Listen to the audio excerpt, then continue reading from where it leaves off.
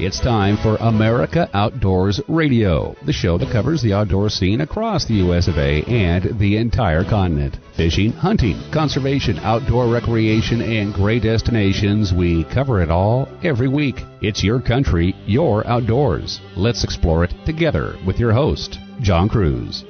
Happy New Year and welcome to the show. Are you the sort of person to make New Year resolutions? I've got a recurring one that I hope will pan out, and that would be to finally cash a check for any amount in a bass tournament this year. I'll be fishing 3 tournaments in Washington State with my best friend, and I also plan on being a co-angler, fishing a Wild West Bass Trail tournament on the Columbia River bordering Washington and Oregon this summer. I suspect I will learn quite a bit during that 3-day event in August. I'm looking forward to it. What else am I doing this coming year? Well, I'll be heading back to Sportsman's Cove Lodge in Southeast Alaska again this summer with my fishing buddy Rusty Johnston, and I can't wait to give him his first taste of Alaska fishing. Another place I'll be fishing at is the Dalles in north central Oregon in late May or early June with plans to catch a whole bunch of shad, and man, oh man, what a run they have on the Columbia River. Last year, there were over 6 million shad that came upstream, and when those fish are in, I'll tell you what, the fishing and the catching is fast and furious. As for what I do with those fish, I don't eat them, but I sure do use them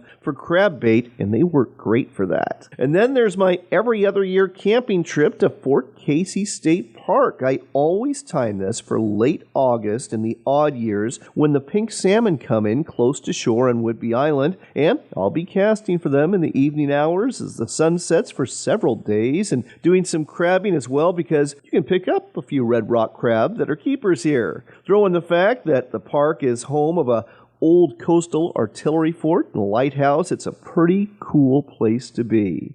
And then there's the sportsman shows. I will be exhibiting at the Washington Sportsman Show in Puyallup again this year. The dates are different this time around, February 1st through the 5th. And then I'll be heading to Portland, Oregon for the second biggest sportsman show in the nation, the Pacific Northwest Sportsman Show, going on from February 11th through the 15th. And yes, we'll be doing some sponsored giveaways at both shows. So if you are listening in the Pacific Northwest, I hope you'll drop by my booth. By the way, you can find out more about both of these shows at thesportshows.com. Speaking of sportsman shows, the National Wild Turkey Federation is hosting one from February 16th through the 18th in Nashville, Tennessee, as well as having their annual convention and celebrating their 50th anniversary to boot. Pete Miller with NWTF will tell us all about this, and if you are a turkey hunter in any way, shape, or form, this is an event I think you'll want to go to and an organization you'll want to join.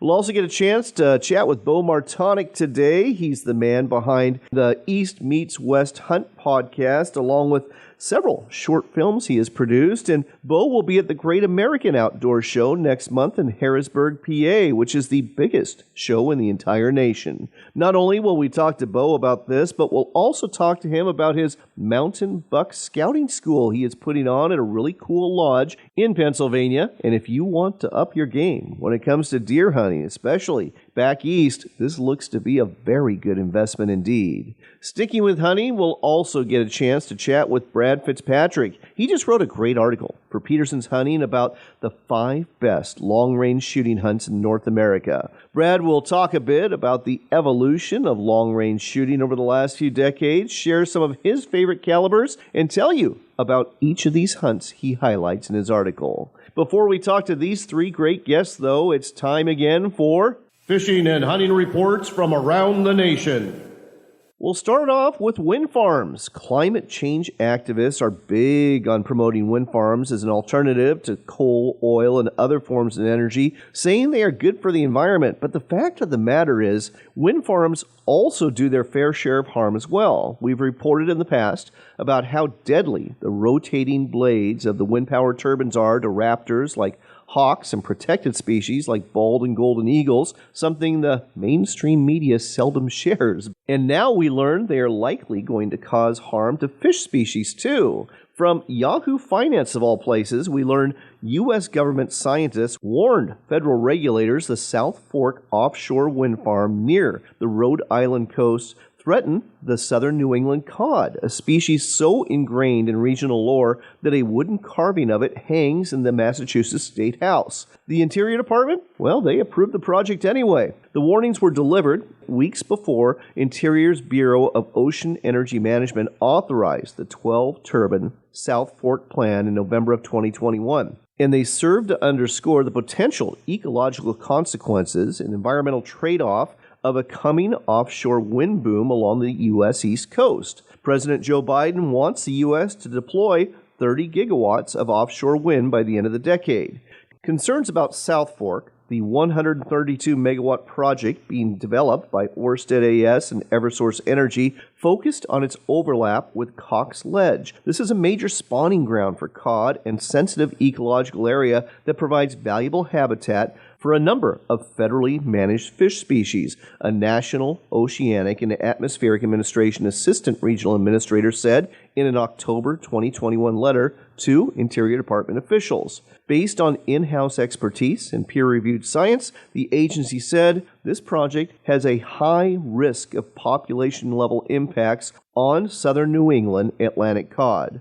I'll tell you what, our current administration is all about going green, but it seems they're doing so at the expense of fish and wildlife, and that doesn't make a whole lot of sense to me. And now it's time for one of my favorite segments. It's record fish time.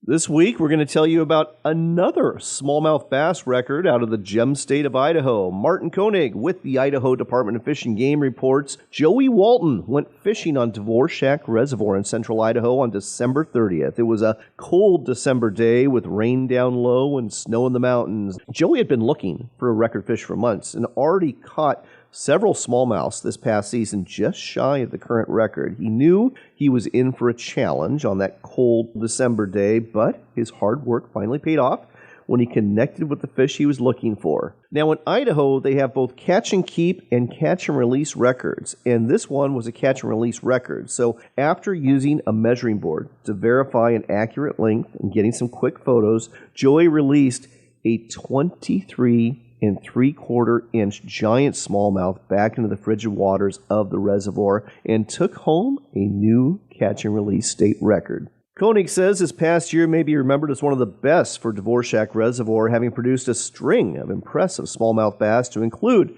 2 catch and release records in 22, and this reservoir also produced the catch and keep record fish as well. The reason the bass are so big here is because of the abundant number of small kokanee salmon found in this lake the bass feed on. Koenig says if conditions remain consistent, there could be another record coming. As for the catch and keep record, that would be a 9.72-pound smallmouth bass caught in 2006 by Dan Steiger that also measured 23.75 inches. Congratulations, Joey. You toughed it out and you took home the big one. And that's not the only record fish we're going to tell you about today. Can you imagine going fishing and catching not one, but 2 state record fish in one day? That's exactly what happened in Florida. From the Florida Fish and Wildlife Conservation Commission, we learned one lucky angler did indeed catch 2 state record fish during a very special day on the water last year. When Matthew Maravich set out fishing on August 26th, he didn't know he would be catching 2 record-breaking fish.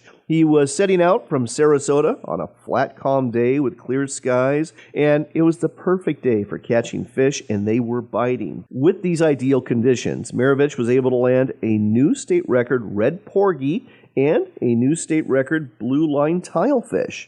Both fish were unexpected catches for Maravich. He said, "I thought I had a queen snapper when I pulled up the biggest red porgy I'd ever seen." He continued, "The bluefish tilefish felt like a grouper. We were grouper fishing, and I was using the slow-pitch jig and thought maybe a good-sized scamp grouper or a yellow edge was on the other end. Tilefish is one of my favorites to eat, so it was really exciting to see a nice blue line come to the surface." Maravich's red porgy weighed in at 5.56 pounds, beating the previous record of 4.8 pounds set in 2019, and the blue line tilefish weighed in at 10.55 pounds, beating out the previous record, which was only 5.4 pounds set last year. Impressive work, Matthew Maravich. I would sure like to go fishing with you sometime. Stick around. We've got more of the great outdoors coming your way on America Outdoors Radio.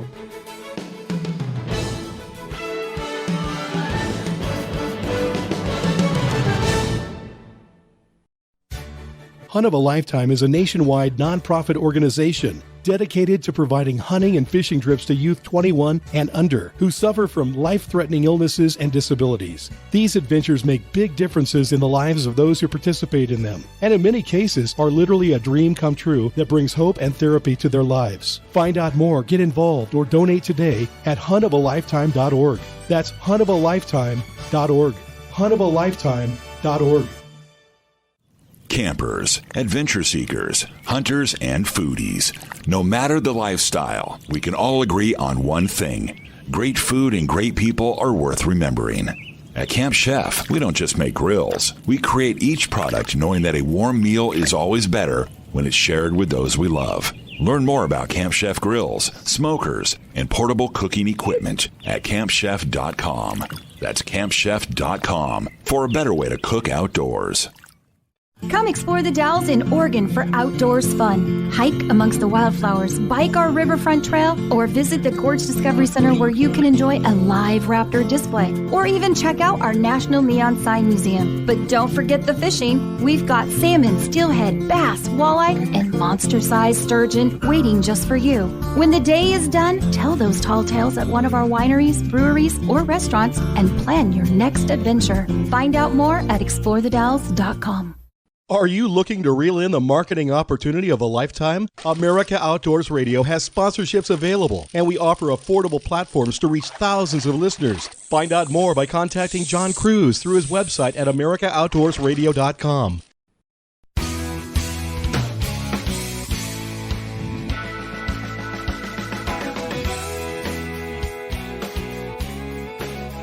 You're back in with America Outdoors Radio. It is a new year, and it is also the year that we are celebrating the 50th birthday for the National Wild Turkey Federation. With us here to tell you about some of the lofty goals that NWTF has for this year, as well as their annual convention and sports show, is Pete Mueller. He is the public relations manager for the Federation. Pete, Happy New Year and happy 50th anniversary for the NWTF. Thank you much, John. Appreciate you having me on. And, I will say 50 is huge, and it would not be possible without all the dedicated volunteers, members, the founding fathers of the organization, all the partners. It takes a lot to help a conservation organization like the NWTF get to 50 years. And we're not done yet. We got a lot still left to go. I noticed that on the press release. Now, most organizations just making it to 50, let alone individuals, you're kind of happy about that. You toot your own horn, but the Federation has some very lofty goals for the year ahead. Why don't you tell our listeners about them? Absolutely. So, we do want to spend time reflecting on the past, but also this is a big year, and so we've set some pretty lofty goals. The first one is recruit 75,000 new adult members, and really the idea behind that is to get to 250,000 adult members. And with the increase in that, the amount of work that we're able to do is just incredible. And there's a lot of turkey hunters that aren't members of the NWTF. We also want to raise an additional $500,000 for wild turkey research. We have invested a lot of money in research over the years. In fact, we were actually founded as a research organization. We want to positively impact 1 million acres. Just in this year alone, that would break every record that we've ever set for conservation work. We want to dedicate $1 million to education and outreach programs, obviously because having people continue to get introduced into the outdoors or even just educating them on the benefits of it, that goes a long way in trying to help preserve this lifestyle for years to come. We want to raise $5 million to modernize our IT infrastructure and invest in people, that staff, volunteers. We just want to make it easier for our people to carry out the mission. And, being a more modern, forward-thinking organization can help with that. And then we also want to raise $5 million towards a $50 million endowment. And that just makes it easier for us to withstand, something like a future pandemic. I mean, we all went through it, and luckily we came out on the positive side and are still able to celebrate 50 years. Well, very ambitious indeed, but I have no doubt you're going to be able to pull it off. And, we've got to talk about the fact that I think turkey populations and turkey hunting has probably been one of the great success stories of the last 40 years all over most of North America. Absolutely. I mean, looking at even just when the NWTF was founded in 73, and, 1.2, 1.3 million birds across the country. Now there's more than 6 million. There are some areas that still need work, though, and that's why we're investing more heavily in research, but we're still knowing that you can do the research, but if you're also not doing the work to improve the habitat where these birds live, then you're not really doing enough. So that's why we have that twofold push of trying to help figure out what's going on with the birds and also making sure that they've got good habitat to raise their broods, nest, and continue to thrive. Well, we need to talk about a really big event where you're not only going to be celebrating this 50th anniversary, but doing some of the work you just described too. It is your annual convention and sports show. It's taking place in Nashville, Tennessee, February 15th through the 19th. And let's start off with the convention. What's going to happen there? Convention, honestly, is just a giant gathering of the entire family flock of the NWTF. It's a chance for us to celebrate, in this case, 50 years of success, but also lay the groundwork leading into spring turkey season and our most heavy event season, lay the groundwork and that excitement for the year to come. And again, just celebrate all that has been made possible and all that we can still do together as an entire flock. But we have recognition of our top volunteers, top people in the conservation field, recognition of our chapters, recognition of partners. We also celebrate, our nation's veterans during our Saturday breakfast. But that's part of what happens at the convention. There's also auctions and raffles and just chances to walk away with great things, trips, unique NWTF 50th anniversary items, all while supporting a great cause and a great mission. And then you have the sports show portion, which takes place the 16th to the 18th. So that's Thursday to Saturday.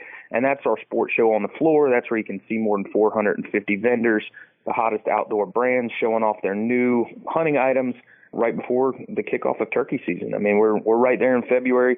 First turkey season is, early March in Florida. So we're right before people are heading back to the field and enjoying their favorite pastime. 450 exhibitors. That's a pretty darn big sports show there. That's going to take a while to get through. It does. I will say that we've been fortunate enough to be doing this for a number of years and be in the same spot. We're always there in the Gaylord Opryland, so we've laid things out that make it fairly easy to traverse. Obviously, Saturday is one of our peak days where it can be a little bit tougher to get through the aisles just because there's so many people there, but 450 exhibitors occupying, some of these people have 4 and 5 booth spaces all connected. So you're talking about a massive sports show that does have anything out there for the outdoor enthusiast. You have your turkey hunting gear because we're just an outdoor sports show. You will find duck and goose calls. You'll find outfitters for everything all across, the eastern seaboard all the way out to your western mountain hunts. You'll find home good type things, jewelry. The list goes on. So it's really something that people should get out there for. Actually, we used to have something called the Family Adventure Village, and it was a spot set aside just for kids, but it made it difficult for the families to go see the sports show because you can't just leave your kids there. It wasn't really a playground type atmosphere or somewhere like a daycare where you could drop your kids off. This year, we've integrated all those booths into the sports show as a part of what we're calling our Family Adventure Trail. And they have the opportunity to go through the sports show floor with their family, stop at these booths, earn badges, and then potentially get something on the back end if they complete all the tasks along the way. So a way to make it interactive for everybody. And again, this is a huge family event. We love it. People come to this event year after year, almost as a vacation and a chance to see family and friends that they don't see but once every year. So it's a really neat event. We're happy to host it again this year, celebrating 50 years. Something you see at a lot of sports shows. Are you going to have seminars with experts about turkey hunting? We do have some seminars set up, yes. We're still getting the list together on that, but I do know that we have seminars on trapping. We have seminars on turkey historians or turkey authors, turkey hunting authors, and then there will be other ones to come. I also believe the hunting public will be there for a seminar. Now, this being Nashville, there's got to be some country music involved at this venue. Absolutely. This is an opportunity to catch live music at Wednesday evening's event in the pub district of the hotel. There will also be live entertainment in our watering hole. Some of the booths on the floor have live country music coming from their booths as well, but you can't be in Nashville without hearing live country music. Sounds like a great excuse to go to Nashville, Tennessee. Again, the convention 15th through the 19th, the sports show 16th through the 18th. And what's the venue again? This is at the Gaylord Opryland Resort and Convention Center. Everything happens all under one roof. I'm not sure if you can still get hotel rooms there, but it is a place that for the event we do run shuttles back and forth to the parking lot. to help get you onto the floor quicker. But come on out and join us for this event. If you need more information, you can visit nwtf.org and follow the prompts for the convention. Whole lot going on this year for the National Wild Turkey Federation. Again, help them celebrate at their convention, at the sports show, and help them reach some of the great goals they have, too. It's a great organization doing great things. The website, again, nwtf.org. That's nwtf.org. Pete, thanks for sharing all of this with us today on America Outdoors Radio. Thanks for having me, John. You have yourself a wonderful, happy New Year. This portion of the show is brought to you by our friends at WorkSharp, and if you want an easy resolution that you can actually keep this year, resolve to have a sharp knife on you at all times, whether it's a pocket knife, whether it's a fillet knife, whether it's a knife you're using for hunting to skin an animal, or whether it's kitchen cutlery at home. WorkSharp makes knife sharpeners, both electric and non-electric, that will keep every one of your knives and a lot of your tools sharp as well. You can check out the lineup of everything they have at worksharptools.com. That's the website, worksharptools.com, or just look for their products at quality sporting goods stores near you.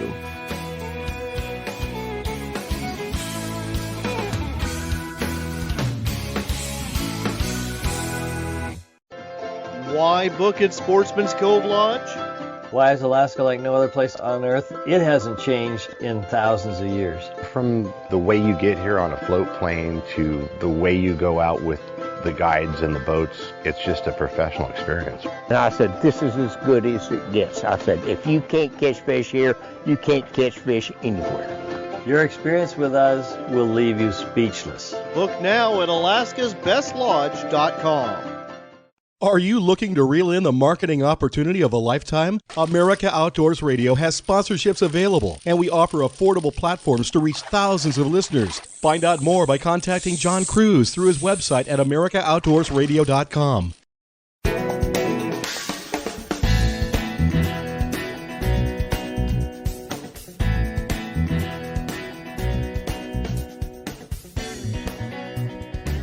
You're back in with America Outdoors Radio. I'm John Cruz. We've got Brad Fitzpatrick on the line. He just wrote a really good article for Peterson's Hunting about the 5 best long-range big game hunts in North America, and we're going to share those hunts with you. Brad, Happy New Year. Welcome to the show.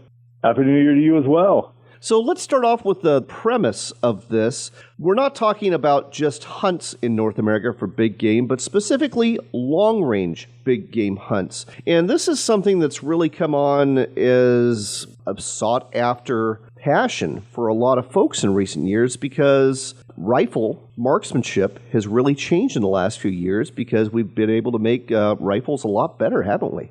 We have. And off the spectrum, all of the components that we're using are better than they were 30, 40 years ago. From barrels to the cartridge design themselves to the optics. And I think there are a lot more hunters who are shooting long range, learning how to do it correctly, and really extending that maximum effective range, shooting farther and shooting more accurately at a distance. You know, it's funny. Way back in the day when I was in the Army, in the infantry, we had our marksmanship course, and you know, you qualified at ranges from 50 to 300 yards. And 300 yards, I think, for most folks back in the 80s and before that, was about as far as you'd shoot for a deer or an elk or anything else. But now, I mean, we're going out to like 1,000 yards with the rifles we have today. Some people are. And, you know, I want to point out, I think that you and I both understand, and I think it's important to explain to people that we're talking about maximum effective range here. Maximum effective range is a variable. It's not a fixed number. It depends on you. It depends on your skill. It depends on your weapon. It depends on your training, the environment, all those things. But that being said, yes, we are extending effective hunting ranges much further than we have in the past. So let's talk about some of these hunts and some of these animals that, yes, sometimes you can get close to, but a lot of times you can't. We'll start off with the pronghorn. That is certainly a tough animal to sneak up on. It is. It's a classic Western big game animal, and they are extraordinarily hard to hunt. And on my first pronghorn hunt, I remember we had spotted some pronghorn. We climbed up on a ridge, popped our heads over, and we had never hunted pronghorn before, and they were immediately on the run. And it was just amazing that at 400 or 500 yards, these animals could just see us pop just the tops of our heads over the ridge, and they were gone. And when a pronghorn's gone, it's gone. Oh, yeah, you're very right about that. So being able to have that maximum effective range and being able to really reach out beyond 400 yards, that makes a lot of sense. Another animal, a lot of folks can get close to these, but it can also be tough. The elk, especially the Rocky Mountain elk. Well, elk hunting varies so much in terrain and habitat and things like that. You can be in northern Idaho and you can be hunting dense conifer forests, and a 444 Marlin is a great elk rifle because your shots aren't going to be over 100 yards. But so much of today's hunting is big canyons, big country, and even in the east, too. People don't really appreciate the eastern elk herds that we have now, like in Kentucky. They don't appreciate how far a shot you might have to take in a place like Kentucky. We think that long-range hunting is reserved for the West, but on these big canyons, these big mountain faces, you may have to take a long shot, especially if you have a limited amount of time to hunt, which I think we all have too limited amount of time to hunt, and you may not have 3 or 4 weeks to try to work in for a closer shot. So you may get one opportunity, and it might be across a canyon, and you have to deal with all the factors of, wind and obviously bullet drop, things like that, and getting a rest. But elk can definitely be a long-range proposition. The next one that you mentioned, the gray ghost, the Coues deer, you find them in the Southwest, you find them in northern Mexico. And I have heard that these are incredibly difficult deer to hunt. Well, most people have a hard time picking one big game animal that's their favorite to hunt. Mine is unquestionably the Coues deer. I love hunting Coues deer. I've hunted them in Mexico, and it is definitely a game of optics. This is not a game that you want to play unless you have really good optics on your rifle and a spotting scope, obviously. It boils down to hours and hours and hours of picking apart brush, but you get to hunt these animals in some beautiful country. And Coues deer are extraordinarily skittish. I've hunted eastern whitetail my whole life, and I find that Coues deer, there's very little room for error with a Coues deer. But the opportunity to sneak up on a big buck, to get within range, and we're talking a longer range than most people are used to shooting for eastern deer, 300, 400, 500 yards, and get a shot is so rewarding that I love hunting Coues deer. But it is definitely a long-range proposition in most cases. Speaking of deer, whitetail deer is not mentioned in your article for the best long-range hunts because I think a lot of folks know they can get pretty close to those bucks. But mule deer, those can definitely be hard to get close to, especially out west. Yes, and we know now a big mule deer is one of the hardest trophies in North America to get. Prices are high, tags are few. Finding a really big mule deer, if that's your goal, you need to be prepared to get shot at any distance that's presented to you as long as it's ethical. This is not a hunt from 50 years ago. My relatives from 50 years ago could go out with a lever action and hunt around, and there were more mule deer bucks, more places to hunt, and they were getting shots at big bucks at closer range. Today, an opportunity to big mule deer buck is a relatively rare thing, and they live in tough country. Mule deer, they don't always live in tough country, but for the most part, where you find big bucks, you find them in big, open, steep country where they can be very hard to hunt. Speaking of hard to hunt, or I should say hard to draw a tag for, is your final one. Sheep, bighorn sheep in particular. A lot of states, it's a once-in-a-lifetime draw to draw a bighorn sheep tag. Yeah. Well, if there's an animal that epitomizes the need to get one shot and make it count, it's sheep. Because you talk to sheep hunters, typically they're not seeing a whole lot of sheep every day. You're climbing to elevation. You're climbing in really tough conditions sometimes, not always, but a lot of times, especially if you're hunting stone sheep or doll sheep or something like that. You're in very rough terrain, high altitude. You probably didn't sleep on a very comfortable mattress the night before, and you may get one opportunity at this animal, and you have to make it count. And you don't want to mess up a once-in-a-lifetime hunt, because a once-in-a-lifetime hunt boils down to a once-in-a-lifetime shot. That could be a difficult shot, and you really, really need to prepare. A lot of people know that they need to prepare physically for a sheep hunt, but they don't understand that your marksmanship needs to be really, really good. And you need to really understand your rifle and your load and be prepared, because years of waiting for a tag, months and months of training, all this is going to boil down to one shot, and you really need to make that count. Last question for you. Favored calibers for long-range hunting for these animals? Well, it's a difficult question because I think there are a lot of good answers. Depending on the species, there are many appropriate calibers. For Coues deer, I like 6s, Even the 25.6 is an excellent and underrated long-range cartridge. And then you move up into the elk. I think the 6.5s are a natural minimum, moving up, and then, of course, the 300s. But as far as my personal favorites, I really like what's happened to cartridge design in the last few years, and we're seeing a lot more cartridges designed specifically for high BC bullets. And every hunter is going to have an advantage with a high BC bullet, whether you're hunting long range or not. And that is, a high BC bullet is going to be less impacted by wind drift, and it's going to retain velocity. So let's say you've got a long shot on a sheep, and you are hunting with a high ballistic coefficient bullet. If you misjudge distance, if your rangefinder hits something that's not quite at the target, it's 50 yards off, let's say, a high BC bullet is going to be more forgiving, typically, all other things being equal, because it's going to retain velocity better because it has less drag.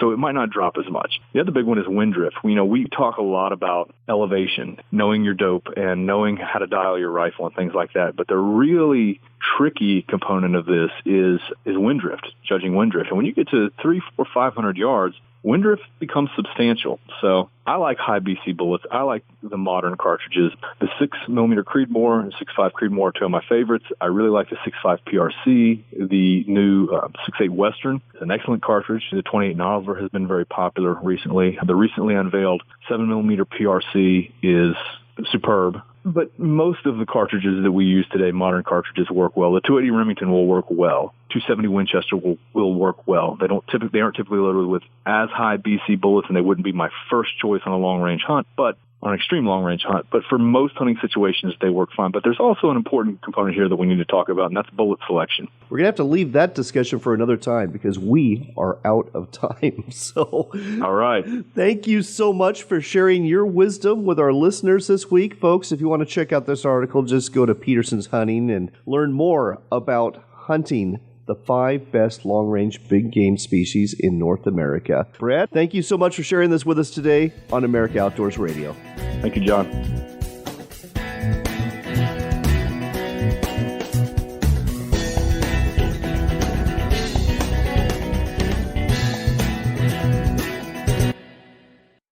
Ready to step up to a quality-built rifle or shotgun that's a true classic? Check out Henry Repeating Arms, American-made. There's over 200 models to choose from in a variety of finishes and calibers for hunters and target shooters. Many of these are lever-action models with a look right out of the Old West. Don't be deceived, though. Henry Repeating Arms are modern, rugged, accurate, reliable, and have a lifetime guarantee. Find out more and order a free catalog today at henryusa.com. That's henryusa.com.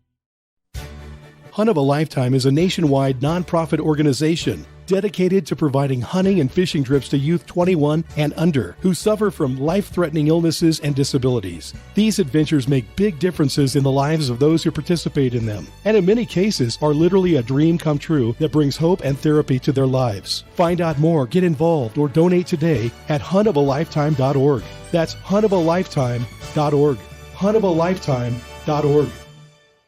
We've been telling you about Sportsman's Cove Lodge in Southeast Alaska for a while now. They're truly Alaska's best lodge. Wildlife is abundant, from bears and deer to eagles and whales, and let's not forget the reason you're here, the fishing. Halibut, salmon, lingcod, rockfish, true cod, and more. It's all waiting for you in abundance at Sportsman's Cove Lodge. Book your trip today at alaskasbestlodge.com. That's alaskasbestlodge.com for Sportsman's Cove Lodge.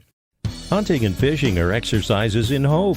Before you head into the woods, you hope to tag out on a deer you'll have to field dress. Before you make that first cast, you hope for a big fish to clean and fillet. When your hopes are realized, you'll need a sharp knife. Whether you sharpen that blade on a power sharpener in the shop or a manual sharpener in the field, WorkSharp has the tool for you. Look for WorkSharp products in sporting goods stores near you or online at WorkSharpTools.com.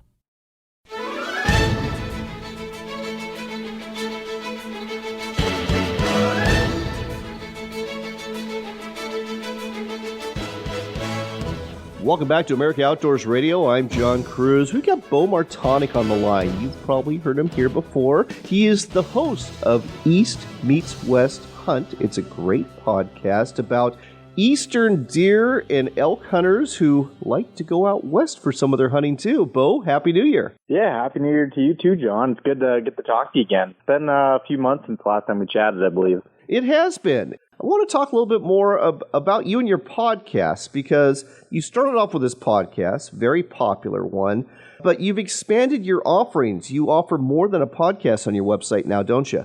Yeah, I've expanded from the podcast to doing video tutorials and video podcasts and everything to be able to help people plan. What my original goal is helping people from the East Coast and the Midwest plan these adventure-style hunts out west. They've really taken it to another level with focusing a lot on the Appalachian whitetail side of things, and where, you know, if you don't have the money or the time to go out west and you want to find some adventure-style hunts close to home, that you can do that within the Appalachian Mountain region and the East Coast with hunting mountain whitetails, bears, turkeys, all those different things. And so I've really tried to focus on putting out information and showing what opportunities are available to be able to do that closer to home, as well as some of these dream adventure-style hunts.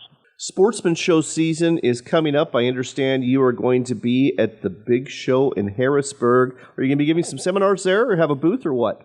So I'll be helping out with Maven Optics booth the first weekend at the show, and then I'll be hanging out, kind of doing a meet and greet thing with folks over at Go Wild, the hunting social media app, on the first Monday of the show there. So I'll be kind of just bouncing around through that first weekend and the beginning of the first week there.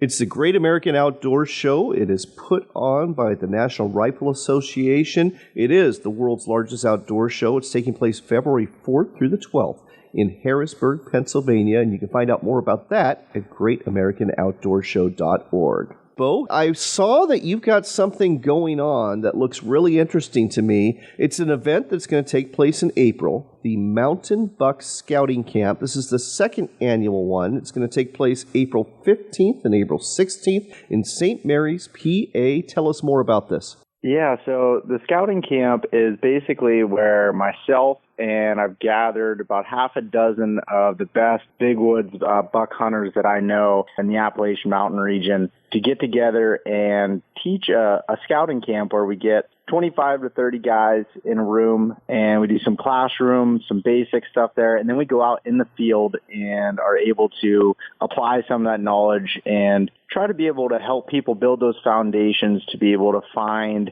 whitetails in some of these big woods, mountainous areas on the East Coast that there's, low deer densities, and it's difficult to even find deer. So our goal with this is to be able to help people find deer and figure out how to put a game plan together to be successful in these places. Now, this is taking place at a lodge. What lodge is it? And tell us more about the venue.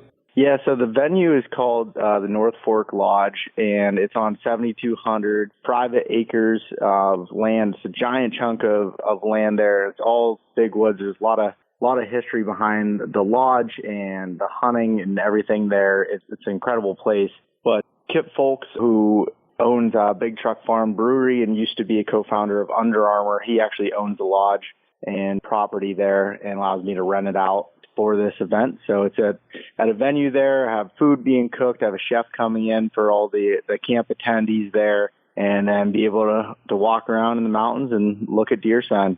Are the attendees going to be staying in the lodge? Are they bringing RVs or pitching tents or what? So there's two options there. For the general admission ones, the attendees don't stay on site, but then there's also a VIP package where people will get a room, breakfast and dinner included, all of that stuff right there at the lodge. And how much do these two packages cost? So the costs aren't completely finalized yet, but the general admission one is likely going to be about $575 with the VIP package coming in at $1,075. And this is a 2-day seminar. Starts off at 8 a.m. on the 15th, goes until 4 p.m. on the 16th. Why don't you kind of run us through the schedule, if you don't mind?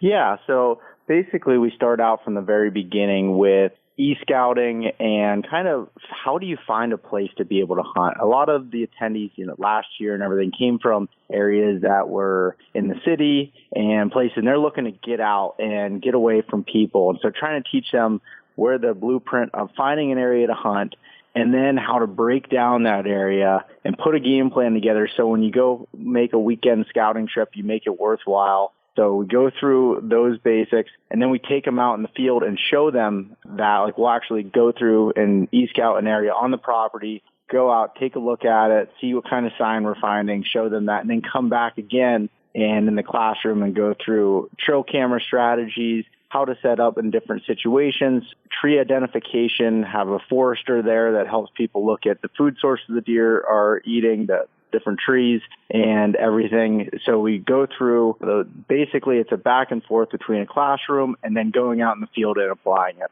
This sounds like a great investment. If you are a serious deer hunter or aspire to be, going to the seminar for 2 days and really learning the value of scouting and how to do it, I mean, it can really change your entire career as a deer hunter and make you a lot more successful, can it? Yeah, I mean, the reason why I started this was I like being around people that want to learn and want to do better. And I've actually went to different camps for elk hunting and other things myself, and I found so much value in it. That was why I got this idea together, and I, brought other hunters that have been successful. Even my dad has been hunting for 45 plus years in this type of country, and bringing all these different backgrounds of hunters together with different perspectives and how they do things, and just letting other people be there to soak it in, ask questions, be a part of it. And I just think that it can't get better than in-person events with being able to learn that knowledge that you can apply for, basically investing in your future when it comes to understanding the deer woods, and hopefully help you to reduce that learning curve.